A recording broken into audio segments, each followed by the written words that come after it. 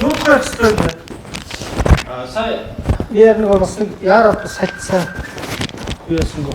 энэ аян дээр бид нар одоо энэ модоо хайрлах тухай уриалга одоо хөдөлгөх гэдэг байгаа байхгүй юу танаа? За. Ой мод гэдэг бол бас бидний амьдралын бас нэг салшгүй нэгэн хэсэг. Бид бүхэн бол ой модоо хайрлах ёстой та бүхэн. Ой модоо бүгдээрээ сайхан хайрлцгаая гэж бас уриалж байна.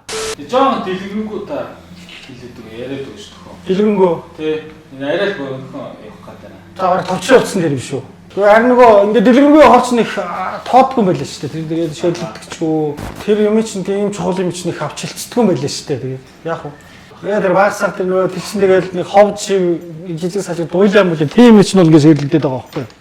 Яг ийм одоо энэ амьдралтай чухал юм асуудлыг чинь бол ерөөс нэг бас тоохгүй байна да.